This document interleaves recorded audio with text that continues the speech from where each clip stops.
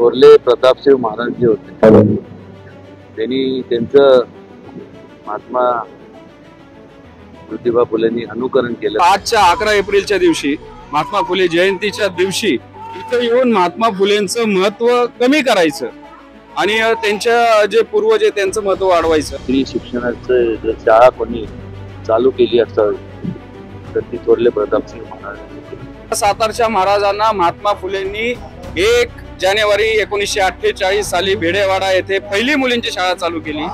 याच्यावर आता त्यांचा आक्षेप आहे आणि एक नवा शोध आता उदयनराजे यांच्या माध्यमातून लागतोय। मी त्यांचं सर्व वक्तव्य 3 ते 4 वेळा नीट ऐकलं। मुळात उदयनराजेंना महात्मा फुलेंचं महत्व कळलं आणि ते इथं वाड्यावर नतमस्तक व्हायला आले असं वाटलं होतं, कौतुक वाटलं होतं।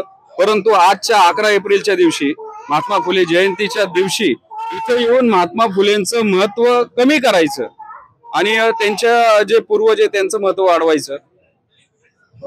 आदरणीय छत्रपती शिवाजी महाराज संभाजी महाराजांना सर्व महाराष्ट्र मानतो।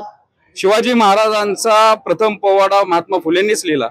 पण मला आता सध्या जे चाललंय म्हणजे कोल्हापूरचे जे संभाजी भोसले आहेत महाराज, त्यांनी आता वाघ्या कुत्रा कसा आला हा आता एक नवीन केलाय, त्याच्यावर हरकत घेतलेली आहे। औरंगजेब नको, वाघ्या कुत्रा नको, आता दुसरे जे सातारचे महाराज आहेत त्या सातारच्या महाराजांना महात्मा फुलेंनी 1 जानेवारी 1948 साली भेडेवाडा येथे पहिली मुलींची शाळा चालू केली। याच्यावर आता त्यांचा आक्षेप आहे आणि एक नवा शोध आता उदयनराजे यांच्या माध्यमातून लागतोय। नक्कीच हा आणि याच्यासाठी मला असं वाटतंय सगळे इतिहास तज्ञ आतापर्यंतचे संशोधक फेल ठरलेले आहेत आणि उदयनराजेंनी हा जो गौप्यस्फोट केलाय हा महाराष्ट्राचा जे सामाजिक आणि जो शैक्षणिक क्रांतीचा इतिहास आहे त्याच्यामध्ये हा खूप मोठा एक धक्का देणार आहे। तर उदयन महाराजांना माझं विचारणं असेल की महाराजांनी प्रतापसिंह महाराजांनी जी शाळा चालू केली ती मुलींची, त्या मुली कोणत्या होत्या, त्यानंतर त्यांचं काय झालं, ती शाळा परत ती चालू का नाही राहिली, मग त्यानंतरच्या वंशजांनी आणि तुम्ही सुद्धा त्यांचा जो एवढा मोठा शैक्षणिक वारसा होता तो का पुढे नेला नाही।